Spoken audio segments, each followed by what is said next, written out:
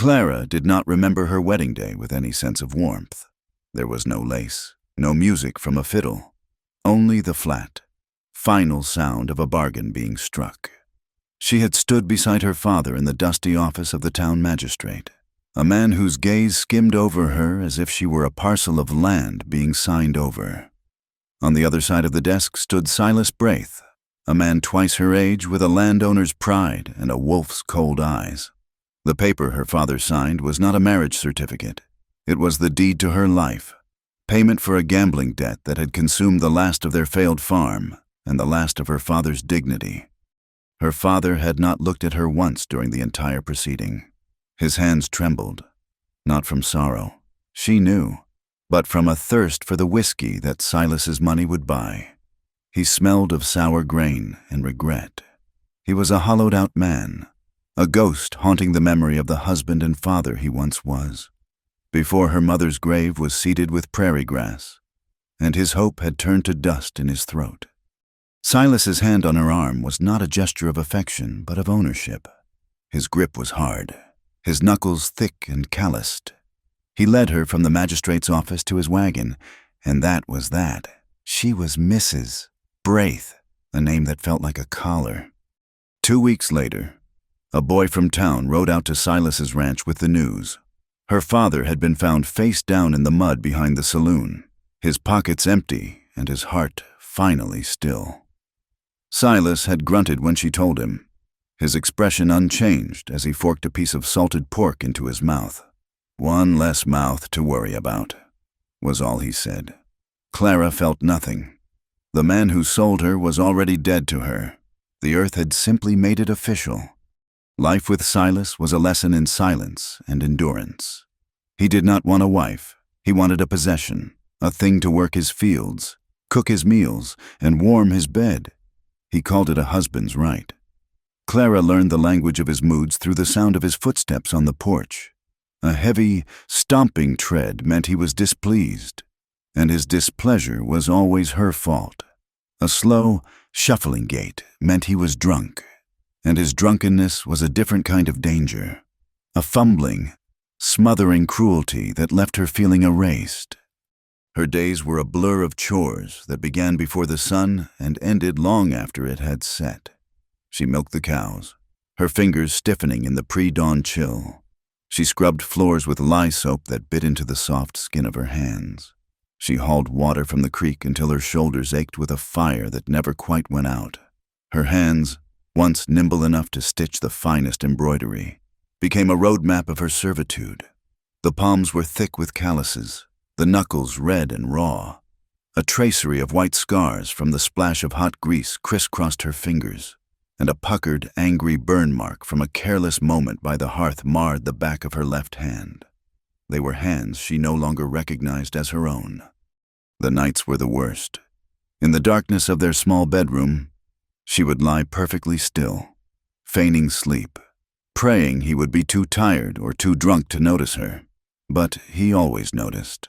He would take from her what he believed he had paid for, his touch rough and impatient, leaving her feeling like a husk, a thing made of bone and skin with nothing left inside. She learned to go somewhere else in her mind, to a quiet place where her mother was still alive, humming a tune while braiding wildflowers into her hair. It was the only escape she had. Silas, who had been watching her with narrowed eyes, slammed his fist down. The plates and cutlery jumped. "Clumsy girl," he snarled, his voice thick with contempt. "Cannot even do a simple thing right." "I am sorry," she whispered, her voice barely audible over the storm. "I will clean it." He rose from his chair, his shadow stretching long and menacing in the flickering lamplight. He grabbed her arm, his fingers digging into the muscle. "You were looking at that new farmhand today," he accused, his breath hot and sour. "Saw you by the barn, smiling at him." "No," she said, shaking her head. "I was just asking him about the sick calf. That is all." It was the truth, but the truth did not matter to Silas. He saw what he wanted to see. "Clean up this mess," he ordered, his voice flat and cold. "And then get to the bedroom." Kneeling beside her, he gently took one of her wrists. It was slick with blood, a deep, terrifying gash weeping into the rain. He saw the matching wound on her other wrist. He worked quickly, his movements deft and certain. From a canvas sack in his wagon, he pulled out clean rags and a small flask of whiskey. He poured some of the liquor over the wounds, ignoring her weak moan of pain. It was a brutal but necessary cleansing. Then, he tore the rags into strips and bound her wrists tightly, creating a pressure bandage to staunch the bleeding. "Nothing," he said finally, his voice low and calm, a stark contrast to the storm that still raged outside. He gestured with his chin toward her bandaged hands, which lay atop the quilt. "I only brought you here because you were dying. You can leave when you are able." His words were so simple, so devoid of threat or expectation, that she did not know how to respond. He was offering her a choice. No one had offered her a choice in a very long time. He turned back to the fire, ladled some broth from the pot into a bowl, and set it on the table. Then he moved to the far side of the small cabin, sat in a rocking chair with a book, and left her alone in the circle of firelight. She watched him for a long time, waiting for the trick, the lie. But he just sat there, turning pages in the quiet stillness of his home. And for the first time in what felt like a lifetime, Clara felt a sliver of something that was not terror. She did not know what it was, but it was enough to make her reach for the bowl of warm broth. The storm that brought her to Elias Boone's door was the first breath of a long and brutal winter. The rain turned to sleet, and the sleet turned to a thick, heavy snow that blanketed the hills and valleys, erasing roads and cutting off the high country from the towns below.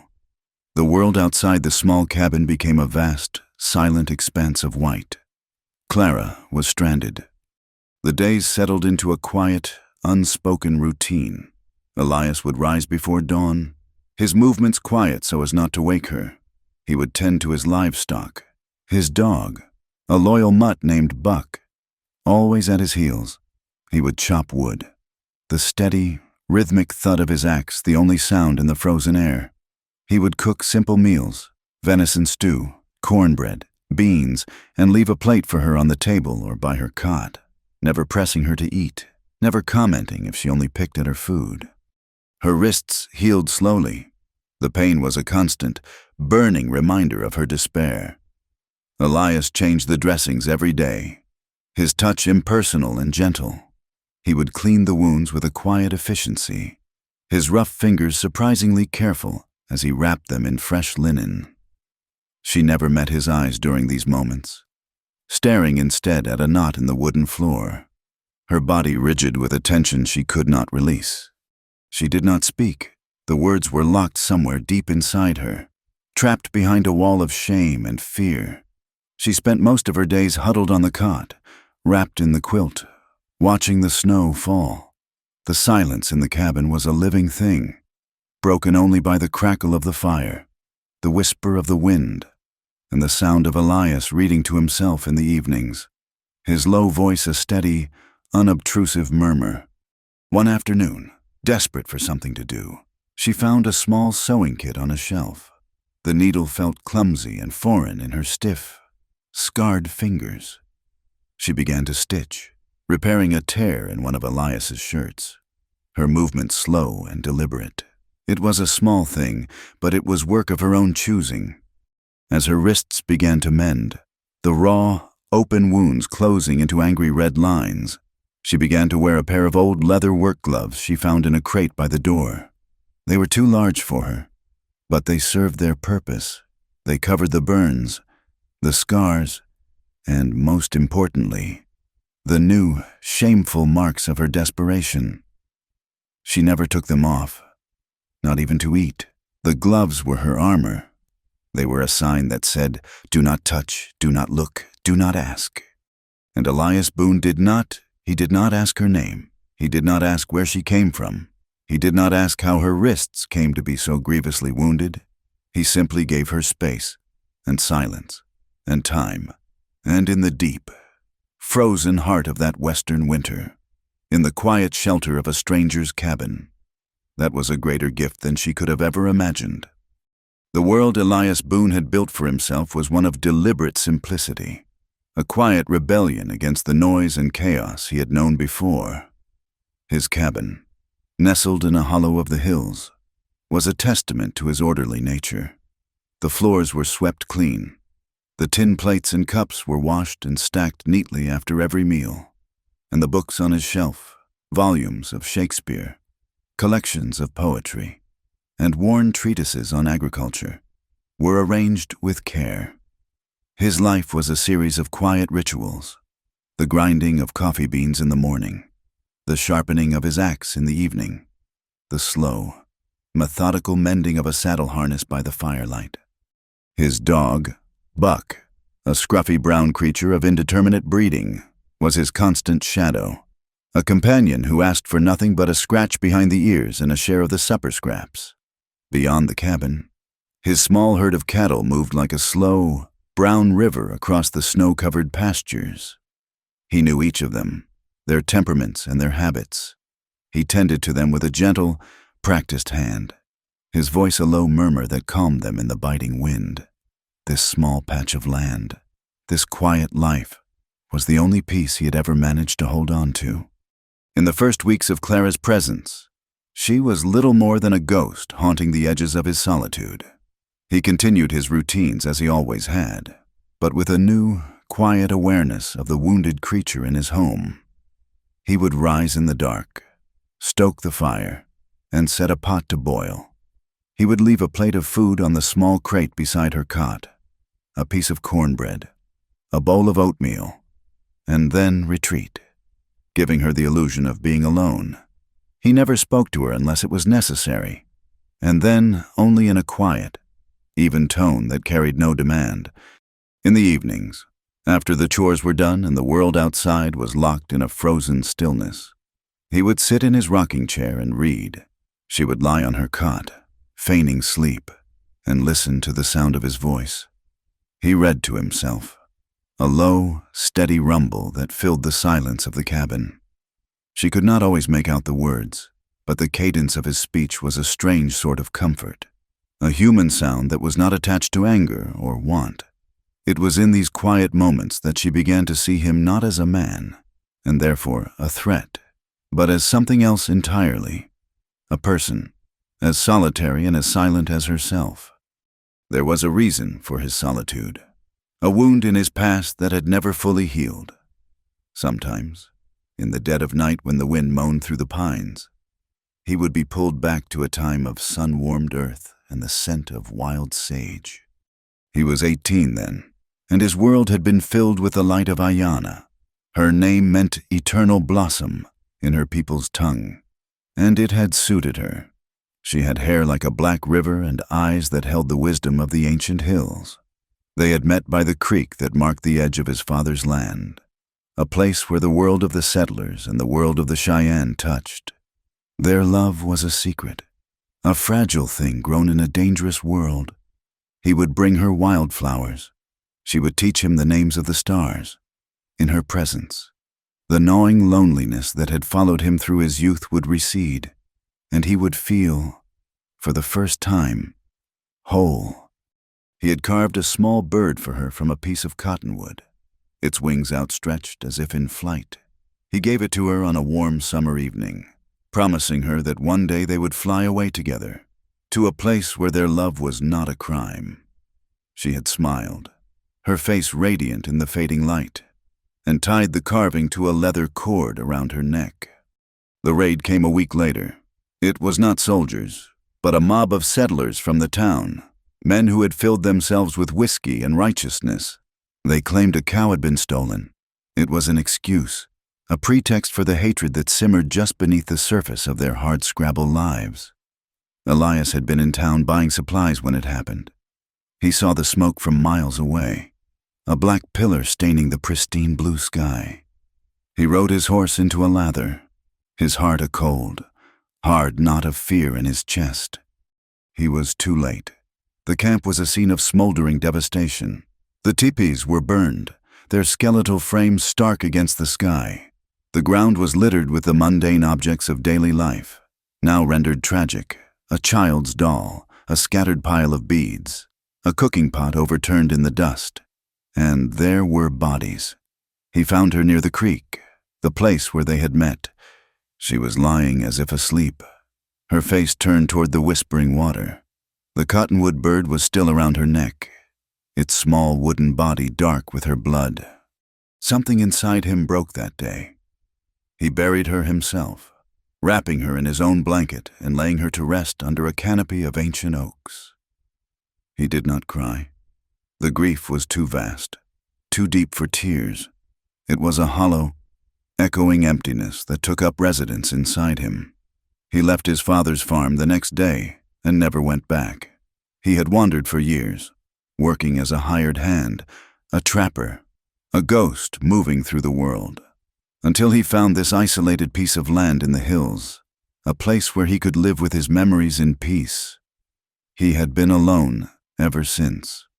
As the weeks bled into a month, a subtle shift occurred in the cabin's silent dynamic. Clara began to stir from her cocoon of grief. It started small. One morning, Elias returned from the barn to find the floor had been swept. He said nothing, but he left an extra piece of bacon on her plate. A few days later, she took down the thin, ragged cloths that served as curtains and began, with painstaking slowness, to mend their frayed edges. Her gloved hands made the work awkward, but she persisted, her needle moving in and out of the fabric in a steady, determined rhythm. The silence in the cabin was still thick, but it was no longer the dead, empty silence of before. It was a silence that held a shared space, a quiet understanding. One night, the memories came for her, unbidden and cruel. She had gone to the barn to check on a newborn calf, the lantern in her hand casting long, dancing shadows on the hay-strewn floor. The smell of the animals, the damp earth, the sight of a young farmhand mucking out a stall, it all conspired to drag her back to Silas's ranch, back to the night of the spilled stew, the accusations, the sting of his hand on her cheek, the utter hopelessness that had driven her into the storm. It all came rushing back in a suffocating wave. A sob escaped her lips, a raw, ragged sound she could not contain. She sank to her knees in the hay, the lantern falling from her grasp and extinguishing, plunging the barn into near darkness. The tears came then, hot and furious, a torrent of all the fear and pain she had held inside for so long. She wept for the girl she had been, for the mother she had lost, for the father who had sold her. She wept for her own brokenness. She did not hear Elias approach. She was only aware of him when a sudden warmth settled over her shoulders.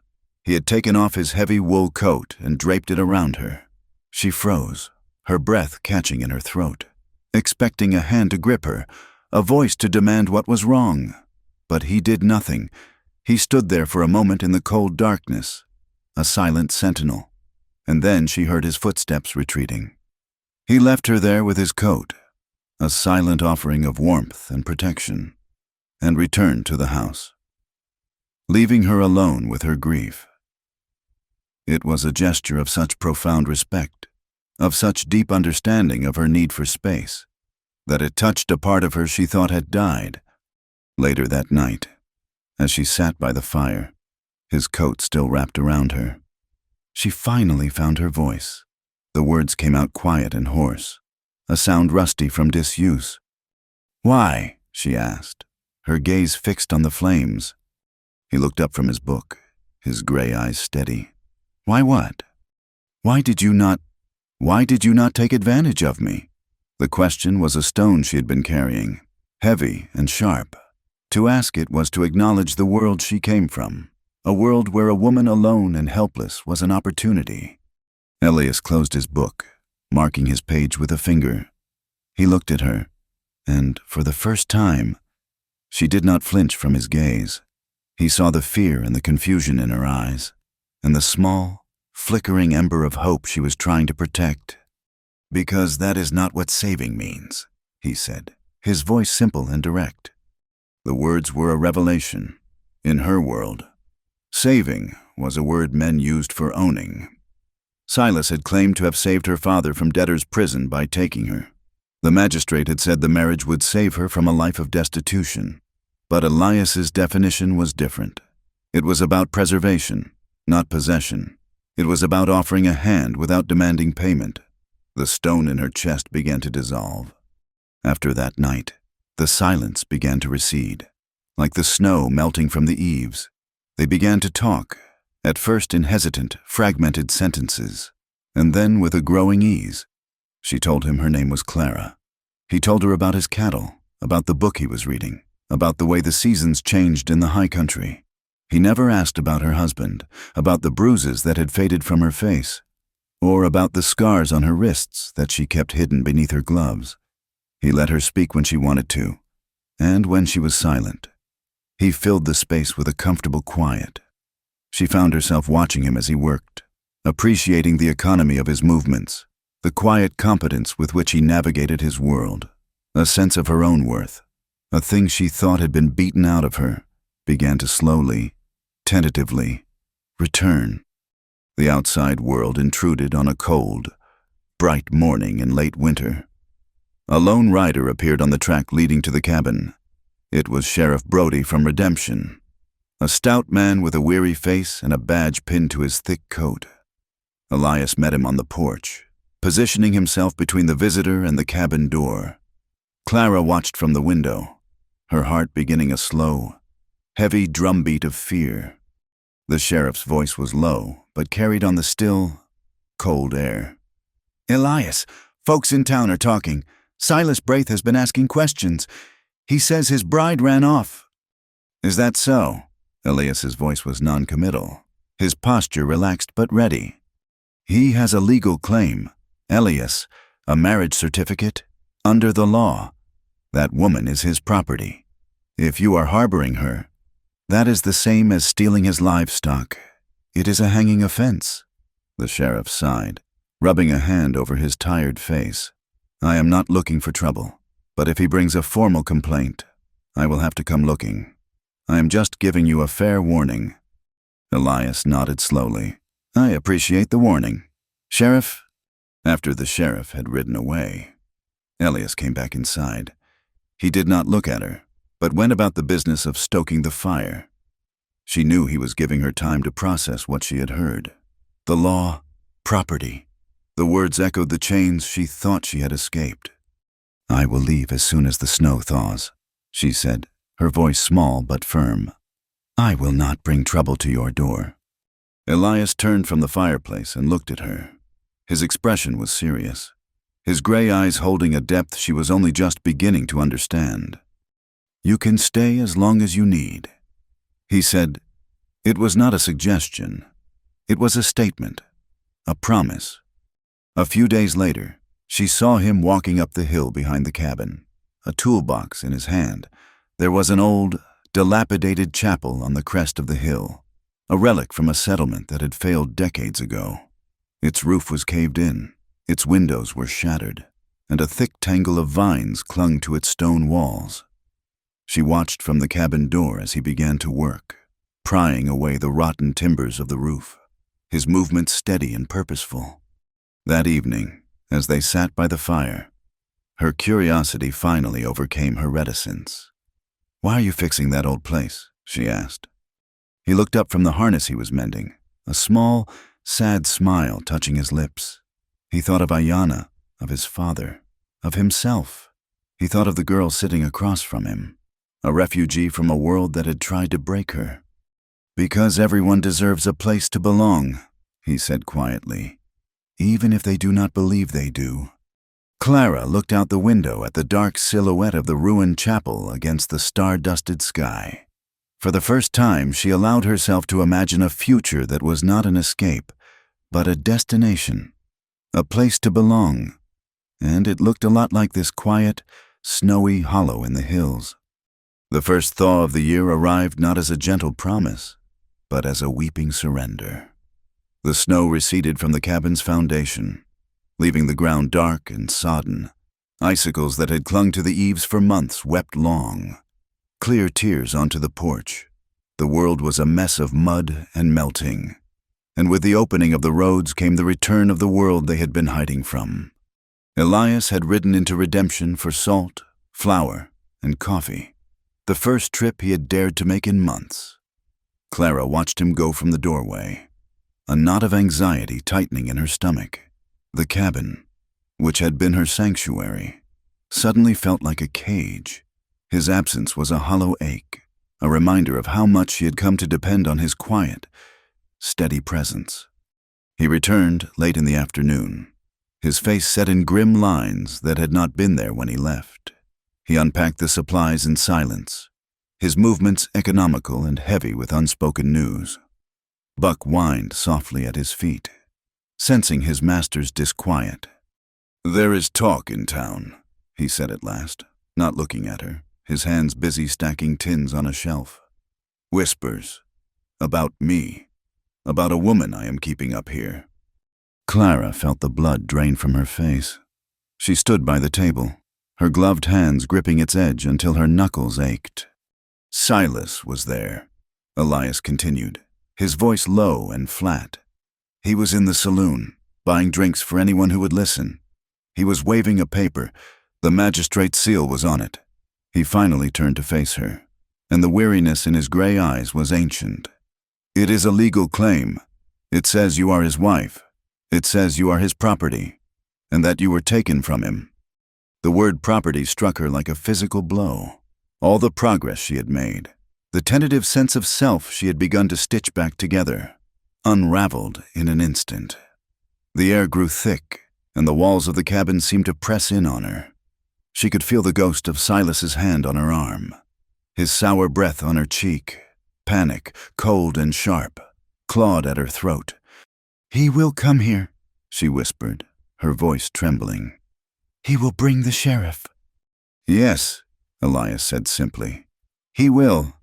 He watched her for a long moment, saw the terror that stripped the color from her lips and widened her eyes. He saw her shrink into herself, becoming once more the broken creature he had found by the side of the road. His own hands clenched into fists at his sides. "There is a way," he said, his voice calm and measured, a lifeline in her swirling fear. "We can leave. Tonight, I can pack the horses. We ride north through the high passes before they are fully clear. There are mining towns up there, places like Silver Creek, full of men seeking their fortune. A woman can disappear there, find work as a laundress or a cook. No one asks questions in a place like that. No one will know you.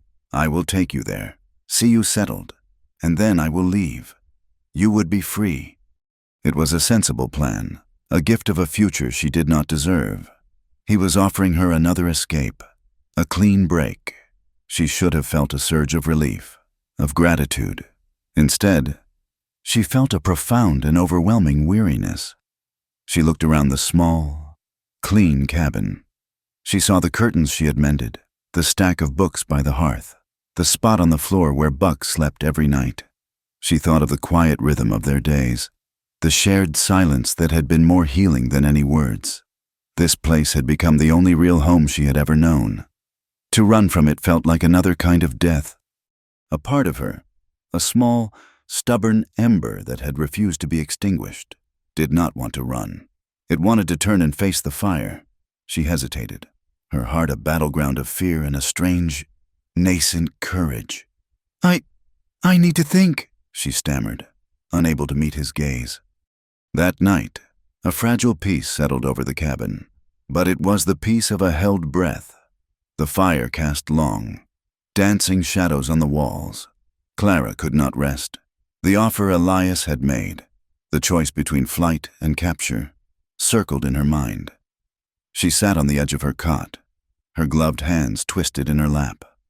Elias sat in his rocking chair, a book open on his lap, but he was not reading.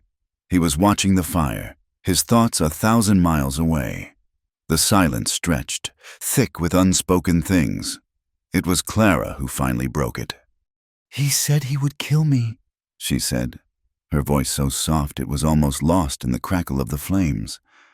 "That was the last thing he said to me, that if I ever tried to run again, he would find me and he would kill me." Elias did not turn. But she knew he was listening. His stillness was an invitation. And so, the words began to spill out, a torrent of poison that had been locked inside her for too long. "It was the stew," she began, her voice gaining a strange, distant quality, as if she were telling someone else's story. "I spilled the stew, and he hit me, but it was not about the stew. It was never about what I did. It was about me, about owning me. He accused me of looking at a farmhand. He said I was tainted. That word, he used it all the time. He said I was a tainted woman that no decent man would have, that I was lucky he was willing to keep me." She told him everything about that last night. She described the sting of his hand, the taste of blood, the cold, dead finality in his eyes as he ordered her to their room. She told him about slipping out into the storm, the feeling of the cold rain on her burning cheek. "I did not know where I was going," she whispered, her gaze lost in the embers. "I just ran, and then I fell. I realized there was nowhere to go. He would find me. The law was on his side. My father had signed the paper. I was his. There was no escape. Not in this life." She paused, taking a ragged breath. She had never spoken these words aloud. They felt like shards of glass in her throat. "I found a broken lantern. There was a piece of glass, and when the lightning flashed, it looked clean, sharp. I thought, this is the only door he cannot follow me through. This is the one thing I can control." She looked down at her gloved hands. "It did not hurt as much as I thought it would. The cold was worse than the pain. I just wanted it to be over. I wanted to lie down in the mud and sleep forever." The cabin was utterly silent. Save for the whisper of the dying fire, she had laid her soul bare, showing him the ugliest, most broken part of her. She waited for the recoil, the judgment, the pity. Instead, Elias slowly closed his book and set it on the floor beside him. He turned his chair to face her, and in the dim light, she saw that his face was a mask of profound sorrow. But it was not sorrow for her. It was a sorrow that came from a much deeper well. "My father was a good man," he said, his voice a low rumble. "He was a trapper. He knew the mountains better than any man I have ever met. He was quiet and he was kind. He fell in love with a Cheyenne woman." He looked directly at Clara, his gray eyes holding hers. "Her name was Nakuma. It means, I do not forget. She was my mother. They were married in the Cheyenne way, under the eyes of the Creator, to the people in the town where he sold his furs. My father had not married her. He had taken a squaw. He had tainted his bloodline."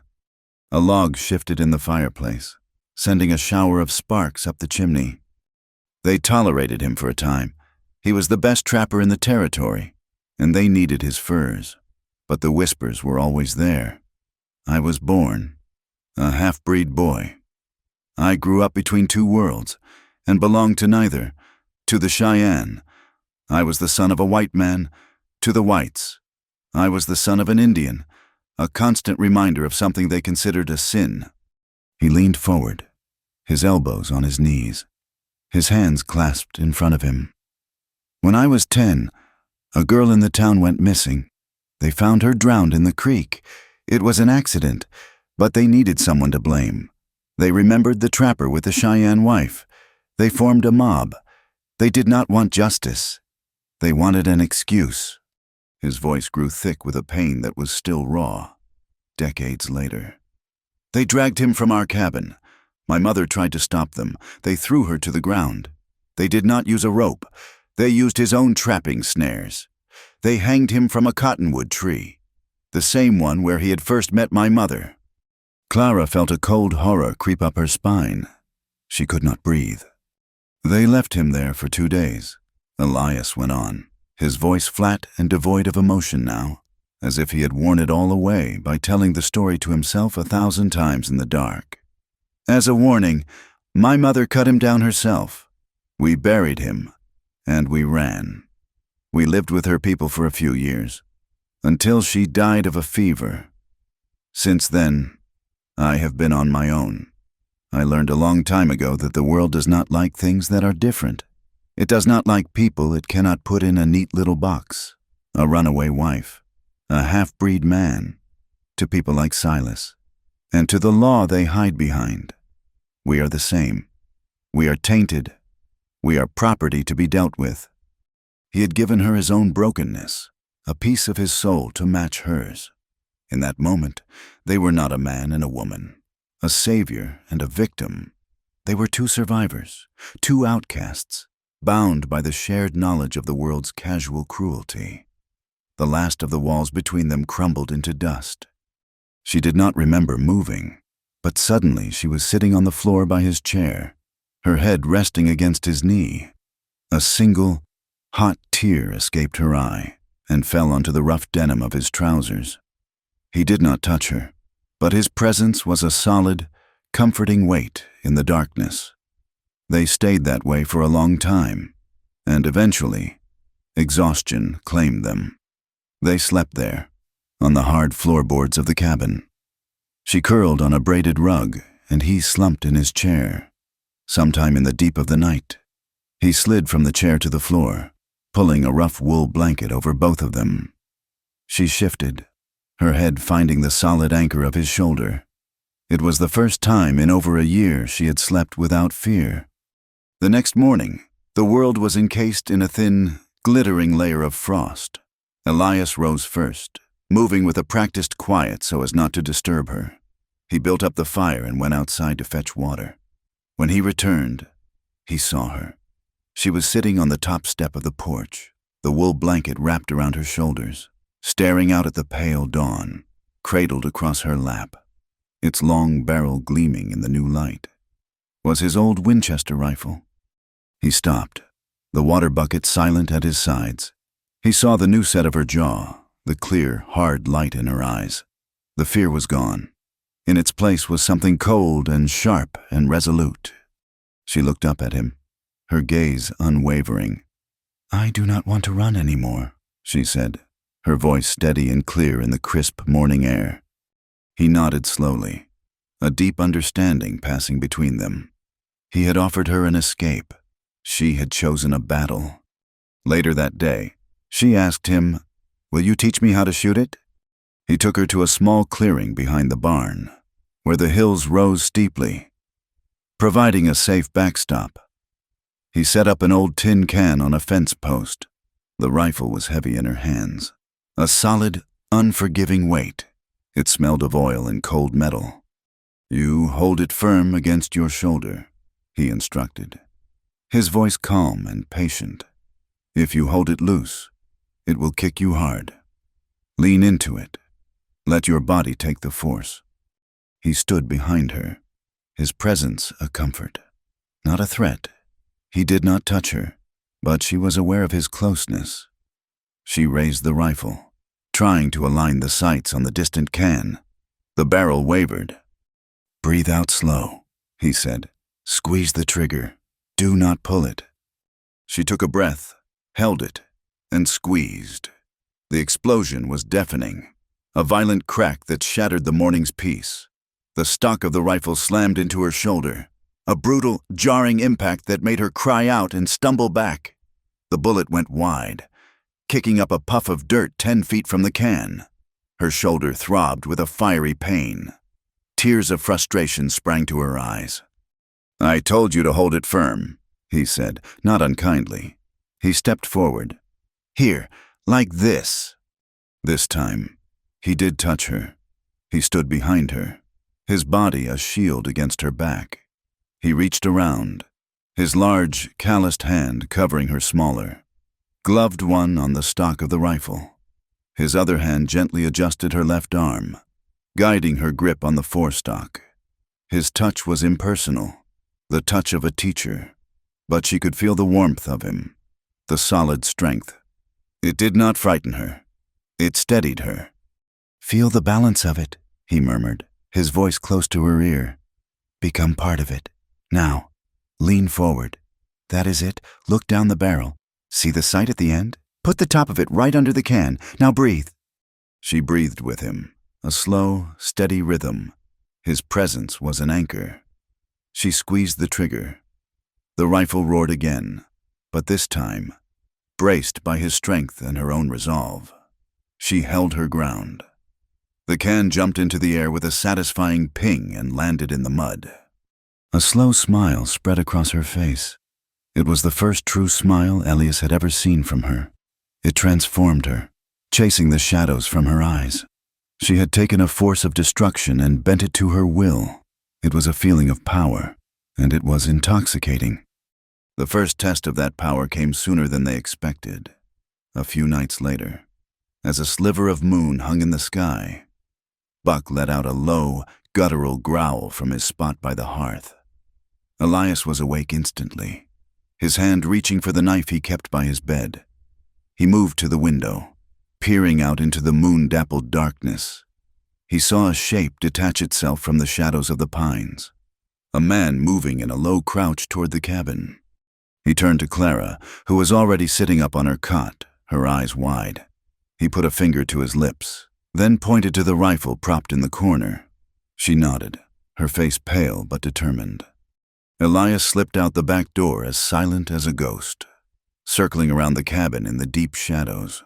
The man reached the front porch, a heavy club in his hand. He was a big, brutish man from town, a known brawler who worked for coin. As he reached for the door latch, Elias stepped out of the darkness behind him. "You are a long way from home," Elias said, his voice quiet but carrying a deadly chill. The man whirled around, surprise and fear warring on his face. He raised the club, but Elias was too fast.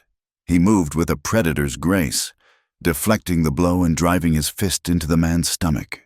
The man doubled over with a grunt, the air rushing from his lungs. Elias hit him once more, a sharp, precise blow to the jaw. The man collapsed in a heap on the porch, unconscious. Clara appeared in the doorway, the heavy rifle in her hands. She had been ready. Elias dragged the unconscious man to his horse, which was tethered in the trees, and slung him over the saddle. He slapped the horse's rump, sending it trotting back toward the road to town. He knew the message would be delivered. He had returned Silas's hired dog with his tail between his legs. He turned to Clara, who was still standing in the doorway, the rifle held at the ready. "He will have to come himself now," Elias said. She nodded, a grim determination in her eyes. "Let him come." The next day, she began a new project. She found a small, dusty crate in the corner of the barn. Inside were bolts of old fabric, forgotten remnants of Elias's mother's life. Among them were several yards of fine, if yellowed, white linen. She brought it back to the cabin, along with her small sewing kit. She did not say what she was doing. She simply cleared a space on the table, spread out the fabric, and began to cut and stitch. All day, the only sound in the cabin was the whisper of the needle through the cloth and the crackle of the fire. Elias watched her, a question in his eyes. But he did not ask. He saw the focus in her expression, the purpose in her hands. She was not mending something broken. She was creating something new. Slowly, piece by piece, under her careful, steady hands, the scraps of linen began to take the shape of a simple, unadorned white dress. They came on a Tuesday, when the air was still and the mud was beginning to firm under a pale, uncertain sun. Clara saw them first. 2 riders cresting the hill, their silhouettes dark against the washed-out sky. Her heart seized in her chest, a cold, familiar fist of dread. One rider was stout, the lawman's star on his chest glinting even from a distance. The other was broader, sitting his horse with an arrogant stillness that was as recognizable to her as a brand. Silas. Elias came to stand beside her in the doorway, his face calm, but his eyes missing nothing. He did not reach for the rifle propped against the wall. This was a fight that could not be won with bullets. Silas Braith dismounted, his boots sinking into the soft earth. He had a fleshy, self-satisfied face, and his eyes, small and dark, swept over the cabin with a look of proprietary contempt before they landed on Clara. A cruel smile twisted his lips. There you are, my dear, he said, his voice a greasy imitation of warmth. Had a bit of an adventure, have we? It is time to come home. Sheriff Brody swung down from his horse, his expression one of weary resignation. He avoided looking at Clara, his gaze fixed somewhere on Elias's chest. Elias, he said, his voice heavy. Mr. Braith has filed a formal complaint. He has a marriage certificate, witnessed and sealed by Judge Thatcher. He claims you have abducted his wife. She came here of her own will, Elias stated, his voice a low, even rumble. She was half dead on the side of the road. An entertaining story, Silas sneered, pulling a folded paper from his coat pocket. He waved it like a flag of conquest. But this paper says she belongs with me. The law is a funny thing. Boone, it does not care for stories. It cares for facts. And the fact is, this woman is my legal property, and you are a thief. She is not a stray cow, Silas, Elias said, his voice hardening. She is less trouble than most, Silas retorted, and the sheriff had the decency to wince. The law is the law, Elias, Brody said, his hand resting on the butt of his pistol. It was not a threat, but a statement of the grim reality they all faced. The judge has issued a summons. He wants to see all parties in his office, now. The ride to redemption was a silent, miserable procession. Clara rode on a spare horse Elias kept, her back straight, her eyes fixed on the space between her horse's ears. She could feel the stares of both men on her. Silas's gaze a hot, possessive brand on her skin. Elias's a quiet, worried shadow. The judge's office was a small, stuffy room above the general store that smelled of stale tobacco and dust. Judge Thatcher was a thin, sour man with a fringe of gray hair and eyes that seemed to peer at the world through a lens of perpetual disapproval. He was a man who believed in order, and his idea of order was a rigid hierarchy where men like him stood at the top, and women and men like Elias Boone were somewhere near the bottom. He barely glanced at Clara as she entered, his gaze dismissing her as irrelevant to the proceedings. His eyes lingered on Elias, however, and a flicker of deep-seated prejudice tightened his thin lips. Everyone in the territory knew the story of the trapper who had married a Cheyenne woman. In Judge Thatcher's eyes, Elias was the living embodiment of a transgression against the natural order of things. Silas presented his paper with a flourish, his voice oozing a false piety as he described his concern for his distraught and confused wife. He painted a picture of a loving husband, worried sick over his lost bride, who had been led astray by a reclusive and dangerous man. And this man, Silas said, pointing a thick finger at Elias, this half-breed, has harbored her, stolen what is rightfully mine. The law is clear on the matter of theft. Judge Thatcher held up a hand. He picked up the marriage certificate, studying it for a long, theatrical moment. He did not ask Clara a single question. He did not ask to see the faded bruises or the scars beneath her gloves. He did not look at her at all. The law is indeed clear, the judge said, his voice the dry rustle of old paper. A marriage vow is a sacred and binding contract. This document is legal and absolute. The woman, Clara Braith, will be returned to the custody of her husband, immediately. You cannot be serious, Elias said, stepping forward. Look at her. Can you not see the fear in her eyes? The judge's gaze snapped to Elias, his eyes turning to chips of ice. I see a man of questionable bloodline interfering in a legal matter between a husband and his wife. You are lucky. Mr. Boone. That Mr. Braith is not pressing charges for theft of property. The penalty for that is hanging. I suggest you return to your hills and forget you ever saw this woman. If you interfere further, I will see you in chains. Is that understood? The finality in the judge's voice was absolute. The law, which was supposed to be a shield, had become a cage. Silas stepped forward and grabbed Clara's arm, his fingers digging in like talons. The touch was a violation, and she flinched, a small, involuntary gasp escaping her lips. "Come along, wife," Silas said, his voice triumphant.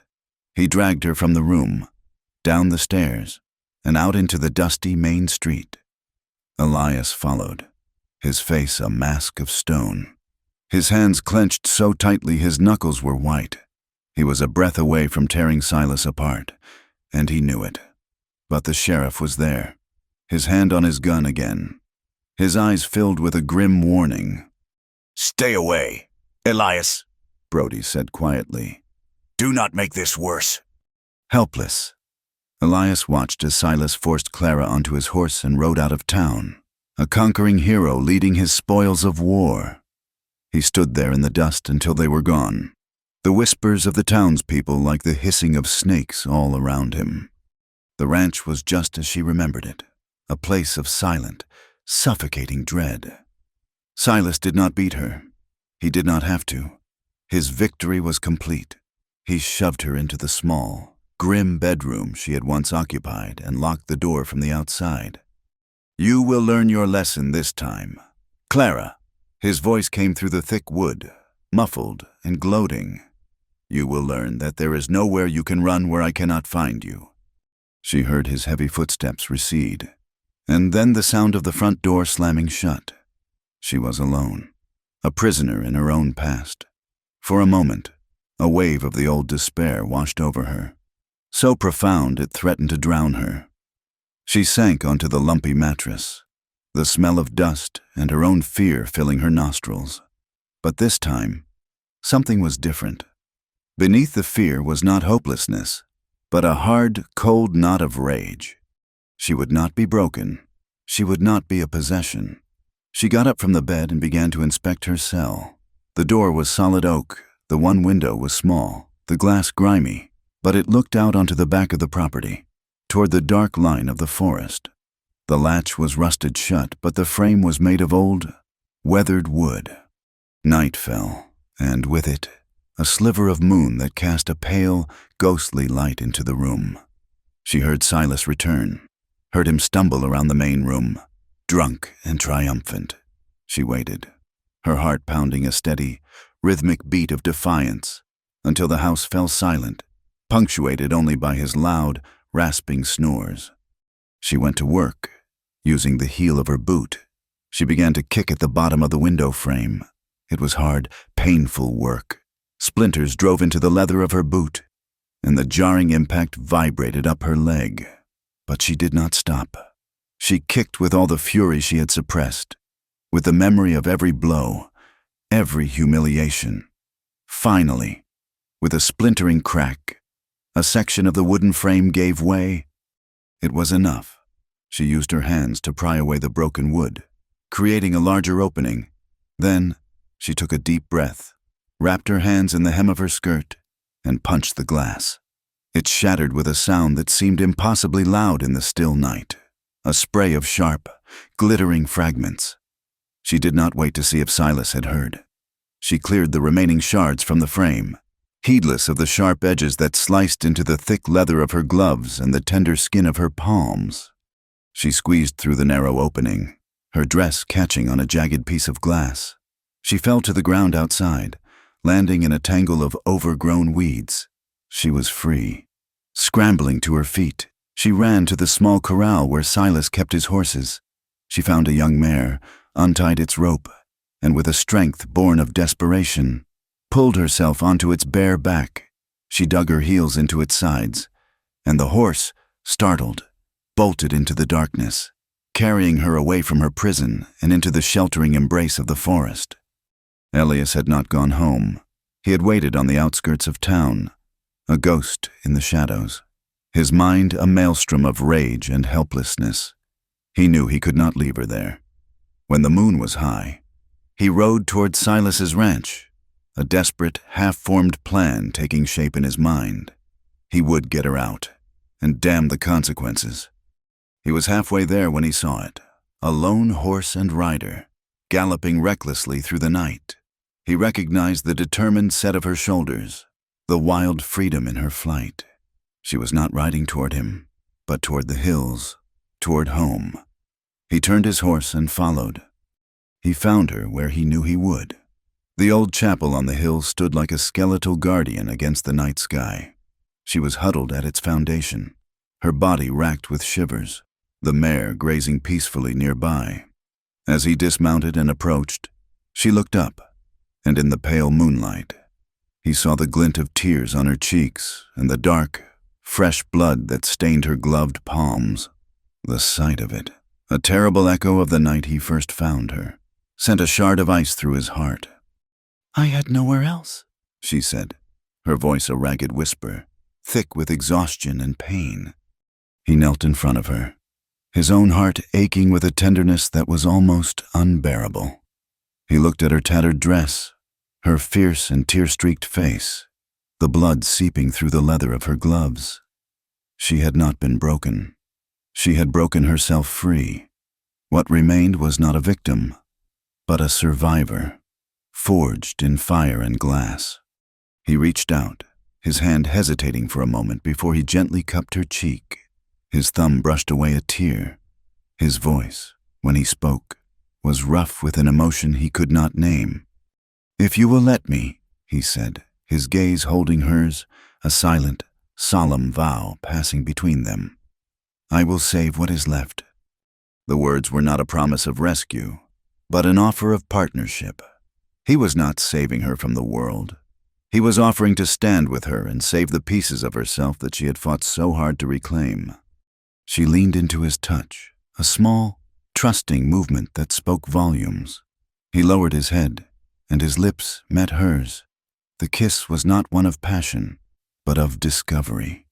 It was slow, hesitant, a question and an answer all at once. It tasted of salt from her tears and the cold night air. It was a kiss of shared sorrow and a fragile, burgeoning hope. It was the most deeply emotional thing she had ever known.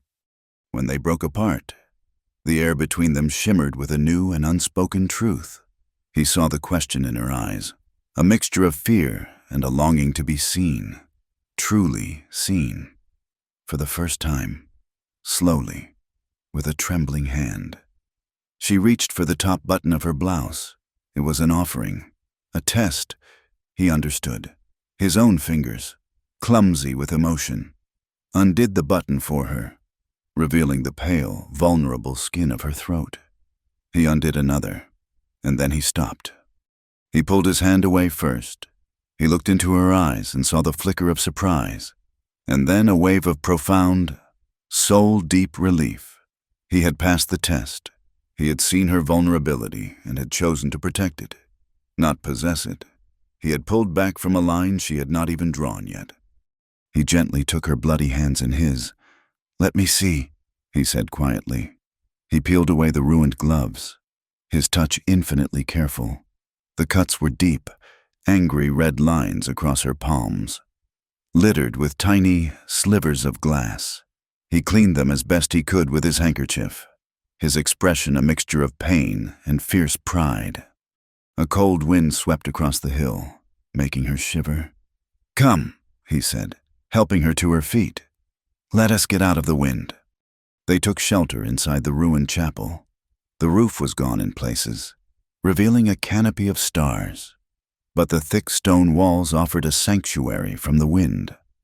Elias lit a lantern, its golden light pushing back the shadows and creating a small, intimate circle of warmth. He spread his bedroll on the dusty stone floor, and they sat side by side, their shoulders barely touching, listening to the sound of the wind sighing through the broken windows. They slept that way, fully clothed, her head eventually finding its way to his shoulder. Two lost souls finding a fragile harbor under the roof of a ruined church, lit by a single lantern and surrounded by the vast, indifferent darkness of the west. The next morning, they rode not back to his cabin, but east, toward the neighboring town of Stone Creek.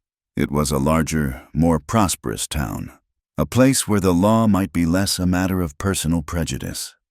They found the office of a lawyer named Abram Calloway, a man with kind, intelligent eyes and a reputation for taking on difficult cases. They sat in his dusty office, and Clara, for the first time, told her story to a stranger. She spoke in a low, steady voice, detailing the bargain her father had made, the cruelty she had endured, and the injustice of Judge Thatcher's ruling. Elias sat beside her, a silent, supportive presence, adding a detail only when she faltered. Calloway listened intently, his fingers steepled under his chin. When she was finished, he was silent for a long moment. In the eyes of the law, a marriage contract is formidable, he said at last. But it is not unbreakable. If we can prove coercion and sustained cruelty, we can petition for an annulment, and we can file for a writ of protection, which would make it illegal for Silas Braith to come near you.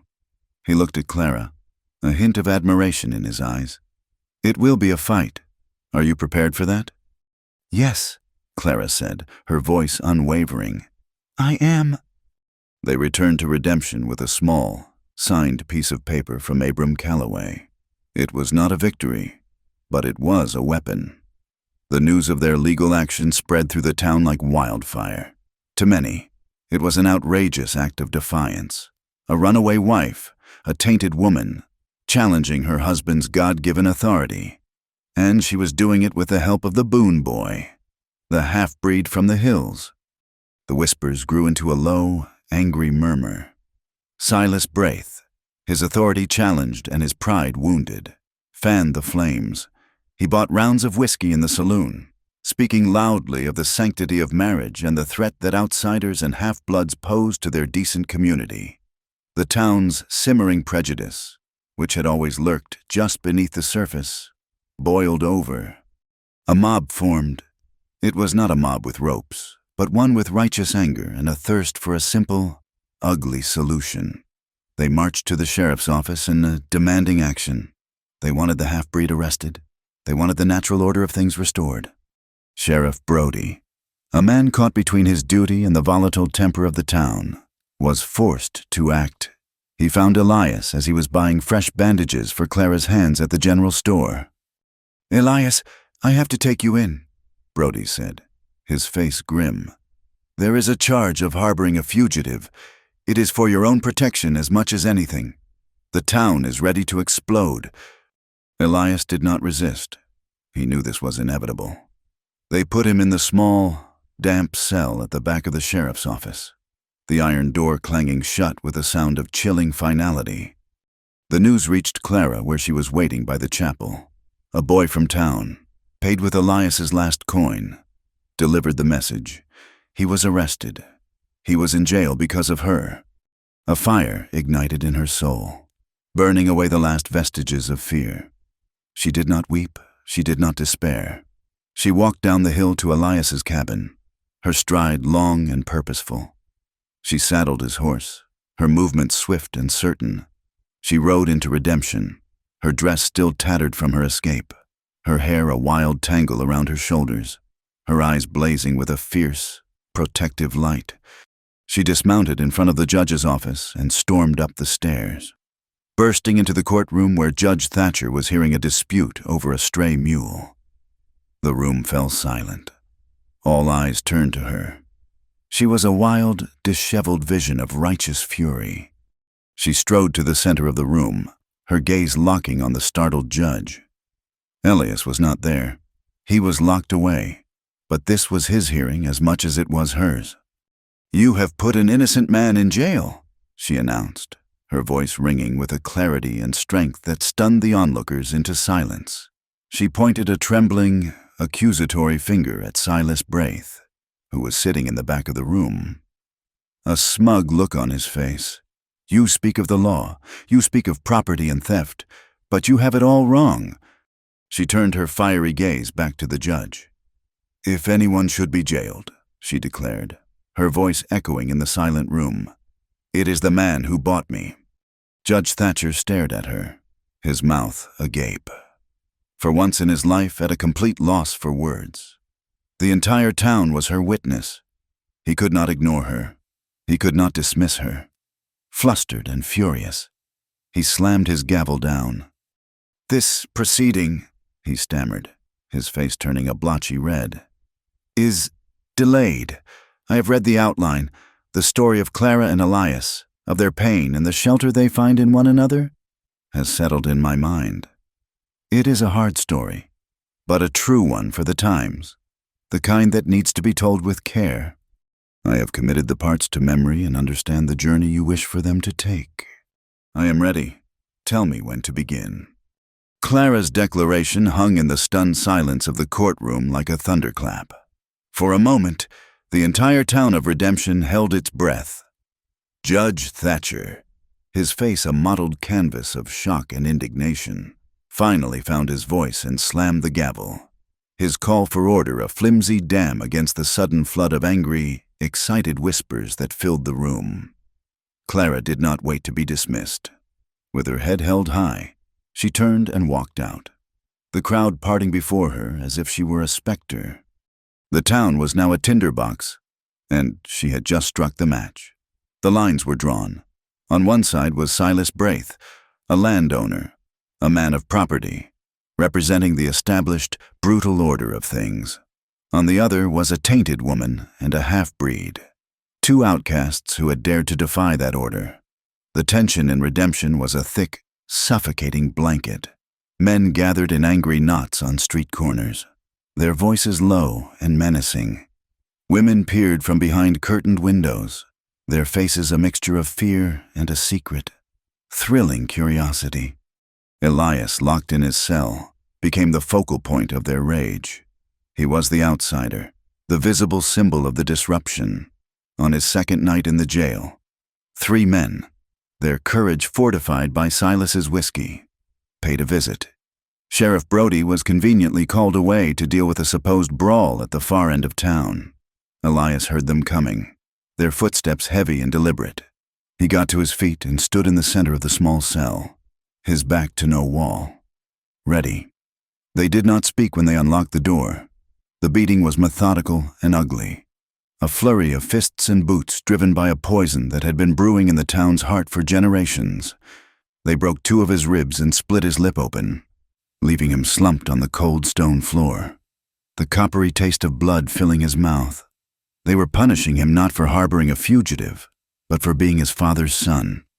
Clara heard the rumors the next morning. She had not left town. She had not returned to the shelter of the hills. To do so would be to abandon him. Instead, she had taken up a silent, stubborn vigil on the steps of the town's small, whitewashed church. She had the blanket from Elias's bedroll and a small bundle of bread and cheese a sympathetic baker's wife had pressed into her hands. She sat on the hard wooden steps, a solitary, unmovable presence, her gaze fixed on the sheriff's office across the street. Her presence was a silent accusation, a refusal to be erased. She would not leave Redemption without him. On the 3rd day of her vigil, the church door opened behind her. It was Pastor Michael, a young man with a kind, troubled face, his clerical collar looking stiff and out of place in the dusty, violent town. He had brought her a cup of hot, sweet tea. "My child," he said, his voice gentle, "you cannot stay out here. It is not safe." "It is not safe for Elias in there," she replied, her voice hoarse from the cold and disuse. The pastor sat on the step beside her, his shoulders slumped. "I have spoken with the judge. I have spoken with the sheriff. Their hands are tied. The law, as they see it, is with Mr. Braith, and the town is afraid. They see this as a challenge to the foundations of our community."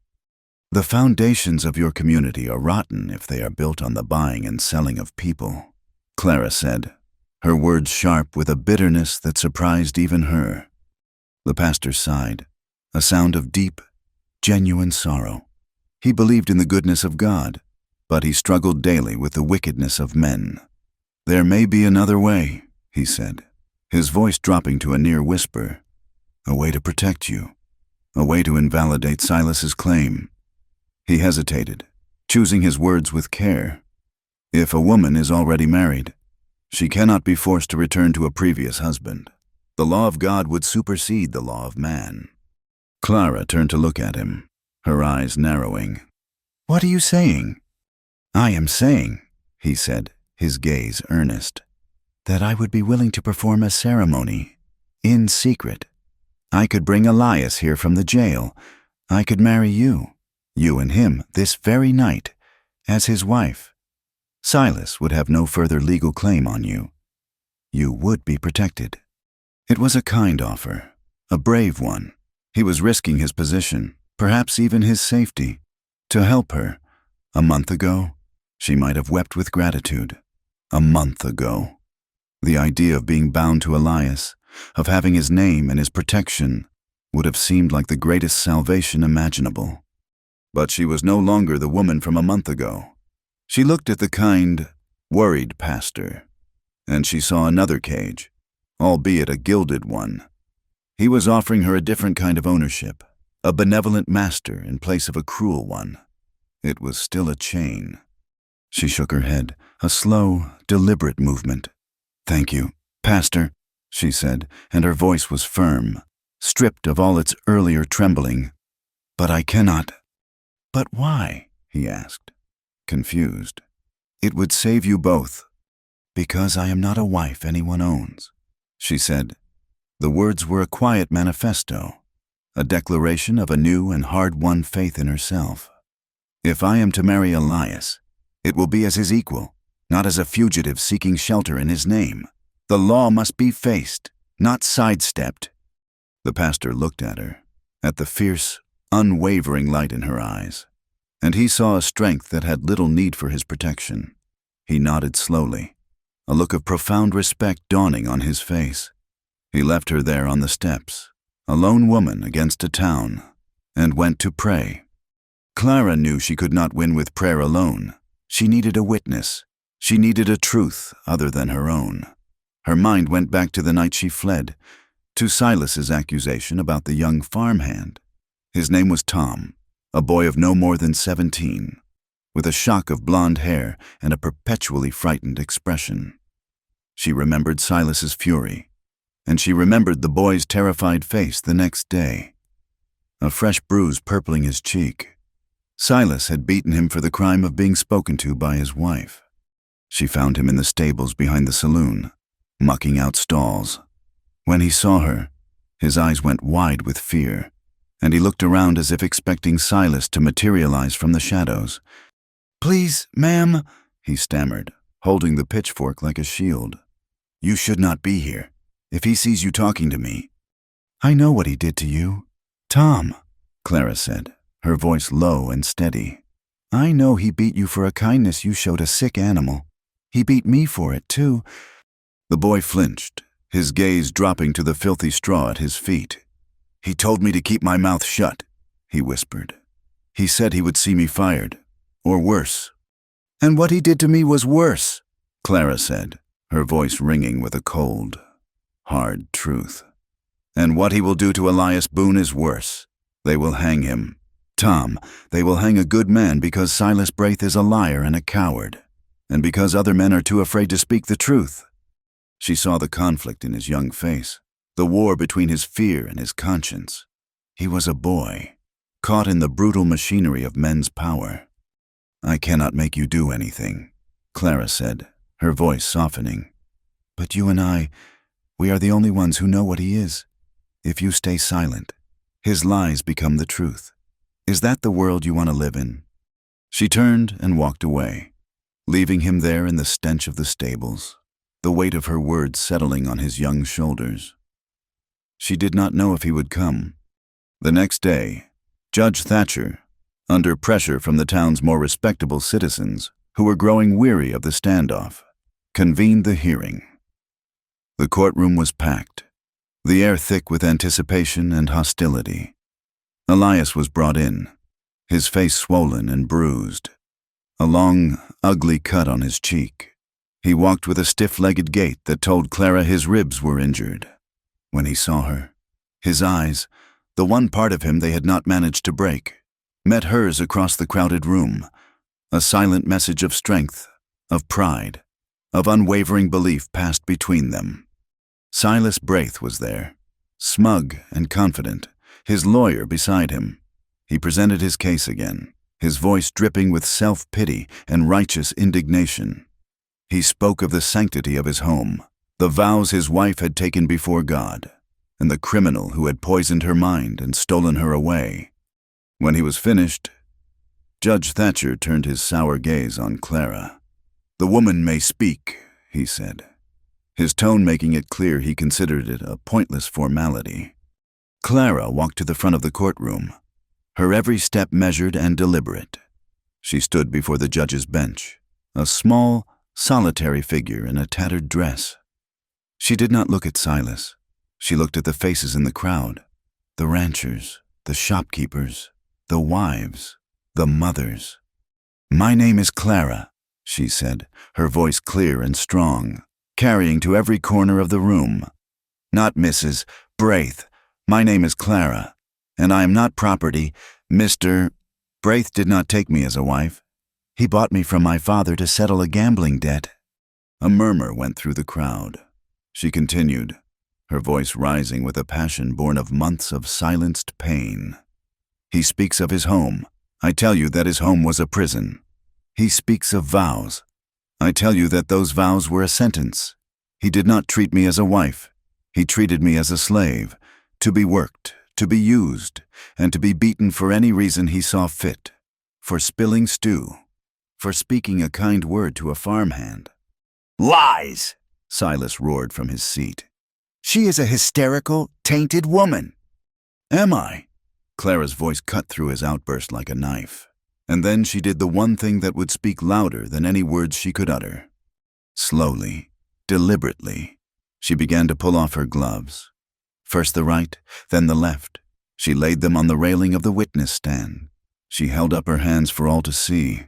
The courtroom fell into a dead, shocked silence. Her hands were a testament to her torment.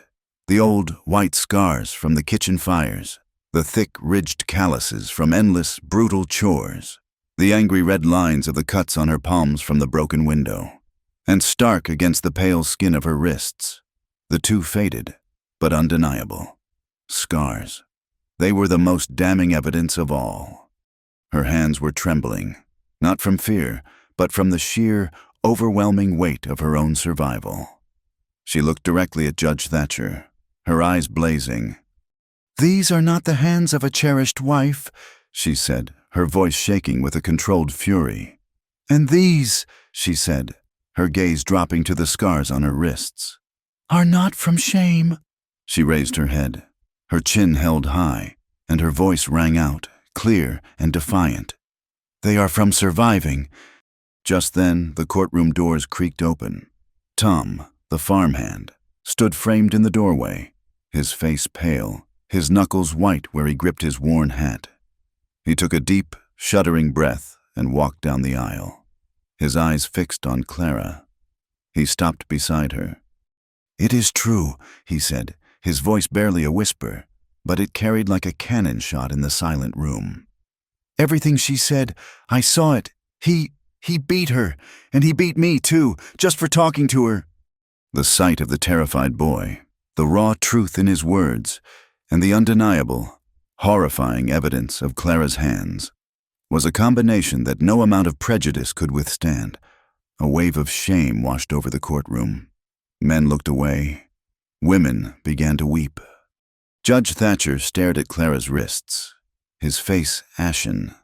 For the first time, he saw not a runaway wife or a piece of property, but a human being who had been pushed to the very brink of existence and had somehow, impossibly, clawed her way back.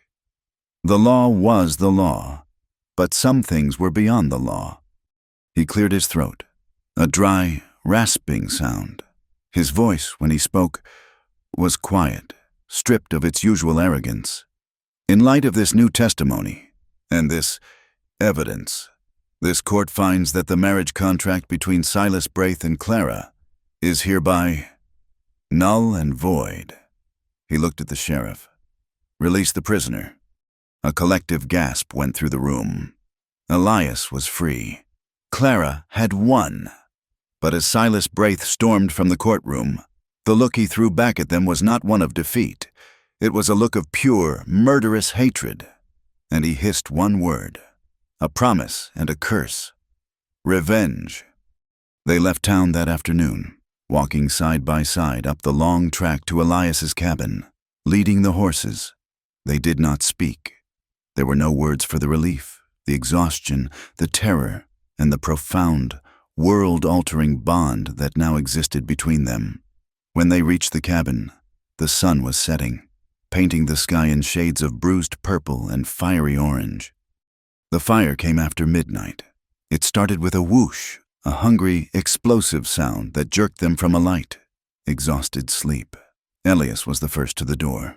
The entire front of the barn was engulfed in a raging inferno, the flames leaping high into the night sky, casting a demonic, dancing light across the yard.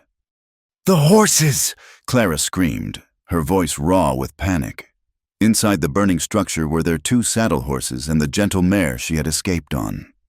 Before Elias could stop her, she ran. She grabbed a wet horse blanket from a rain barrel and threw it over her head, plunging into the thick, acrid smoke that billowed from the barn's main door. Elias shouted her name, a cry of pure anguish, and ran after her. Inside, it was a vision of hell. The heat was a physical blow, sucking the air from her lungs. Burning timbers crashed down around her. The horses were screaming, their eyes wide with terror, kicking at the walls of their stalls. Clara, her lungs on fire, managed to unlatch the first stall. The horse bolted past her, a frantic shadow disappearing into the smoke. She was struggling with the second latch when a heavy, burning beam fell from the loft, blocking her path to the exit. She was trapped. Through the smoke and the roaring flames, she saw Elias. His face was a grim mask of determination. He was tearing at the fallen beam with his bare hands, heedless of the flames that licked at his sleeves. He cleared a path just wide enough for her to scramble through. He grabbed her hand and dragged her out of the inferno, back into the cool, clean night air. They collapsed on the ground, coughing, gasping, their faces black with soot, their lungs burning. They had saved 1 horse. The other 2 were gone. But the fire was not finished. A gust of wind carried a shower of red-hot embers from the collapsing barn roof, depositing them on the dry shingles of the cabin. And beyond that, the wind was blowing toward the town, carrying a river of sparks into the dry, timber-covered hills that separated them from redemption. "The chapel bell," Elias rasped, his voice raw. It was the only alarm they had. Together, they staggered up the hill to the old, ruined chapel. They grabbed the thick, frayed rope and began to pull. The old bell, silent for decades, began to toll, a frantic, clanging peal that echoed through the night. It was not a call to prayer. It was a cry of warning. It was a long time before they saw the first lights, faint lanterns bobbing in the distance, and then more. The townsfolk were coming. They came with buckets, with shovels, with axes. They came to fight the fire that threatened to consume their homes. And when they got to the top of the hill, the first person they saw directing them, her face smudged with soot, her eyes blazing with an indomitable fire of their own, was Clara. She was not a tainted woman now. She was a neighbor, fighting to save them. They fought the fire for hours, a desperate, united army against a common enemy. Men who had jeered at Elias now passed buckets to him. Women who had whispered about Clara now worked beside her, beating back the flames with the wet sacks. In the face of annihilation, the town's petty hatreds and prejudices burned away, revealed for the flimsy, useless things they were. By dawn, it was over. The barn was a smoking, blackened ruin. The cabin was saved, though its roof was badly scorched. A long, black scar was burned across the hillside, stopping just short of the first homesteads on the edge of town. They had won. As the sun rose on a world that smelled of ash and smoke, Clara and Elias stood in the ruins of the barn, and there, in a pile of debris, she saw it. It was the simple white dress she had been stitching, the one she had been working on when Silas came. It was singed and covered in soot, the pure white linen now a mottled, smoky gray. She picked it up, holding it in her burned hands. It was ruined. And yet, it was not. It had survived the fire. Just as she had, it was a different thing now. marked by the flames, changed by the trial. She looked at Elias, at his bruised and smoke-stained face, and a slow, weary smile touched her lips. She held up the tattered, singed dress. "I am still a bride," she said, her voice quiet but clear in the smoky dawn. "Just a different kind." Elias reached out and took her hand, his fingers lacing through hers. He looked at the ruined barn, at the scorched earth, at the woman standing before him, and he knew that everything he had lost was nothing compared to what he had just found. Together, they turned and walked toward the chapel on the hill, its silent bell stark against the morning sky. There was rebuilding to be done. The winter that followed the fire was a time of healing, for the land and for its people. The ugly black scar that had been burned across the hillside was slowly covered by a blanket of forgiving snow. In town, the fire had cauterized a wound.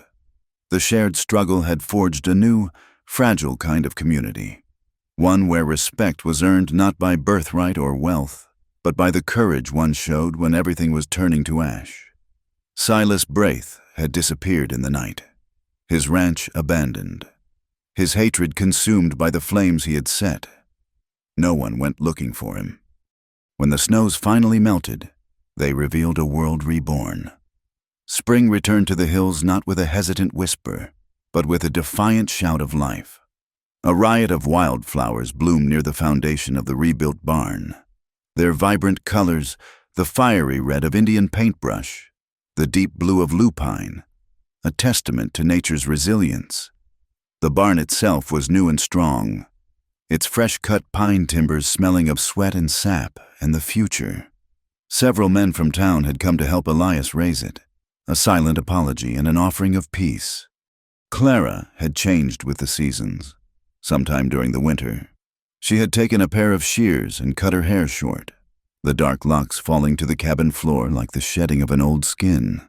It was a practical cut, keeping her hair from her eyes as she worked, but it was more than that. It was a declaration. She was no longer the girl who could be hidden behind a curtain of hair. She faced the world head-on.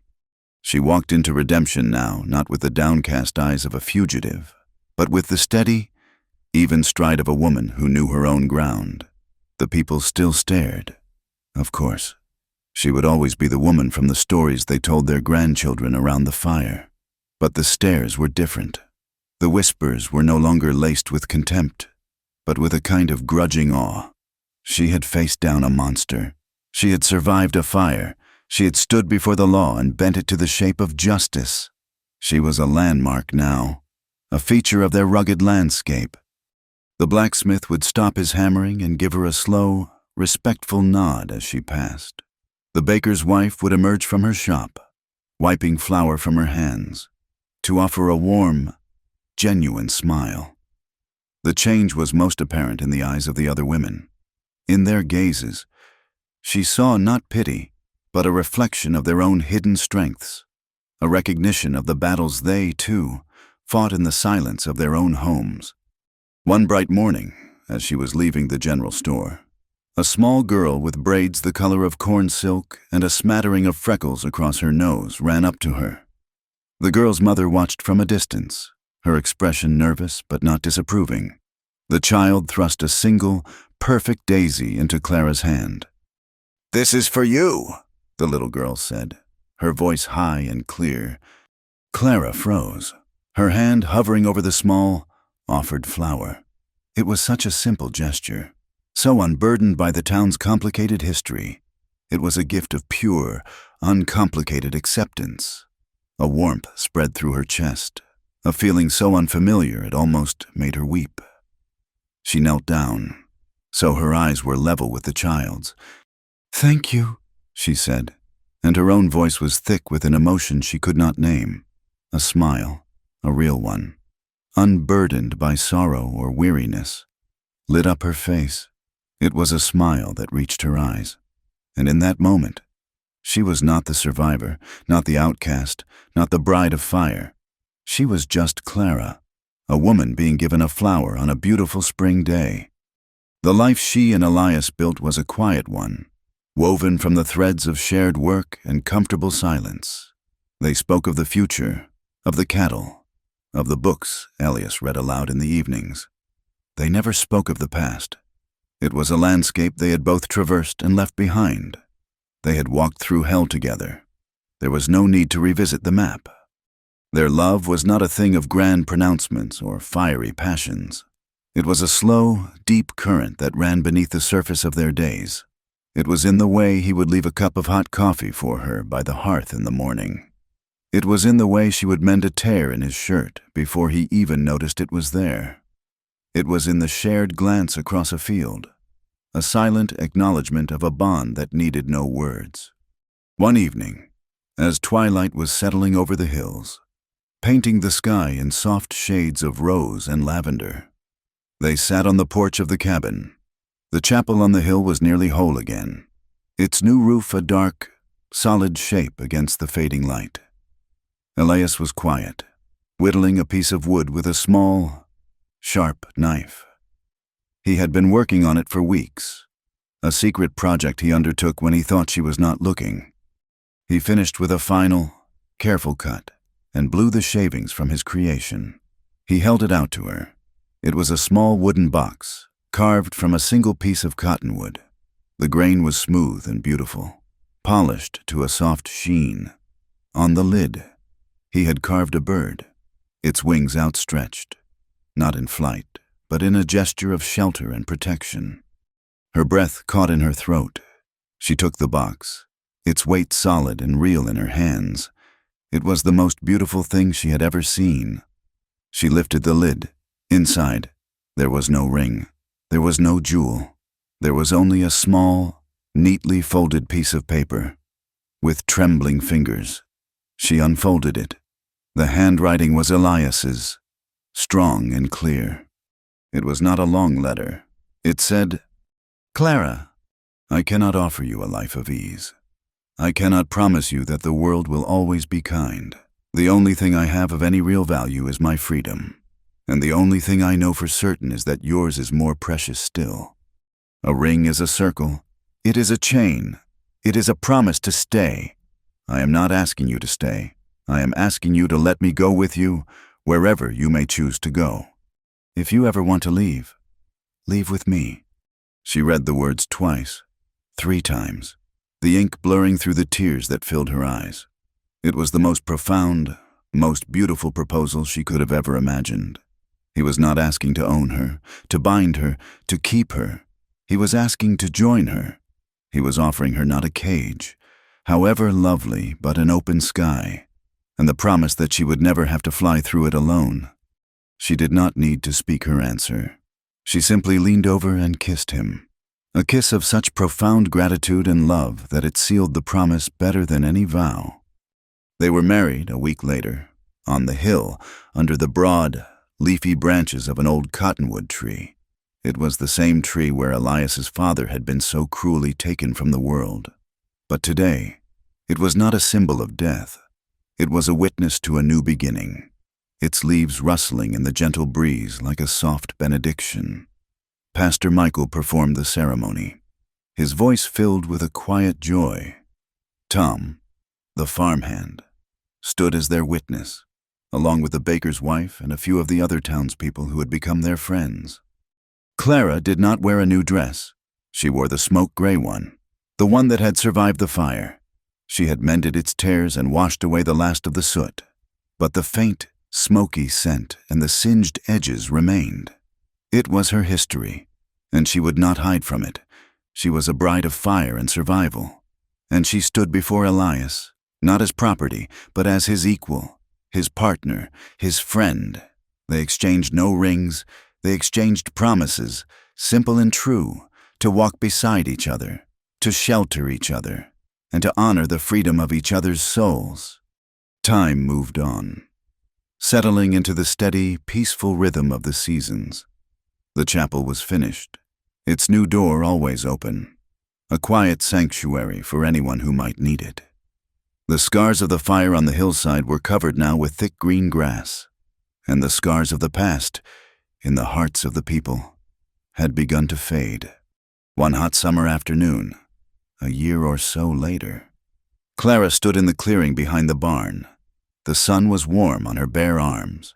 Beside her stood a young woman, no more than 20, with haunted, frightened eyes and a fresh bruise blooming on her cheek.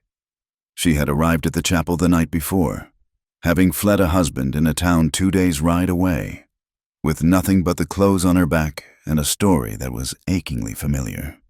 In Clara's hands was the old Winchester. She was showing the young woman how to hold it, how to brace it against her shoulder, how to find the balance and the strength within herself. "Lean into it," Clara said, her voice patient and firm, echoing the words Elias had once spoken to her. "Do not be afraid of it. Let your body take the force. It is just a tool, and you are the one who decides how to use it." Elias came walking up from the chapel, where he had been repairing a loose hinge on the door. He stopped for a moment, watching them. He saw the woman he loved, her short hair ruffled by the breeze, her face a study in calm competence. He saw the sun glinting on the pale, silvery scars on her wrists. She wore them openly now, without shame, as a part of who she was, as a reminder of the battles she had won.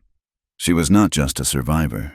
She was a savior now, a beacon for others who were lost in the same darkness she had once known. He walked up behind her, and the young woman, seeing him, gave a small, nervous start. Clara put a reassuring hand on her arm. "It is all right," she said. "This is my husband, Elias. He is the one who taught me." Elias gave the woman a kind, gentle smile. Then he looked at Clara, his heart filled with a love so deep and quiet it was the very ground beneath his feet. He reached out and gently placed his large, warm hand over her wrist, his fingers covering the faded scars in a gesture of infinite tenderness and profound understanding. "You saved me, too," he said, his voice a low, rough murmur, meant only for her. Thank you for listening to our story. Please comment with where you are listening from to connect with fellow fans. Subscribe to our Wild West Campfire channel and share your thoughts in English.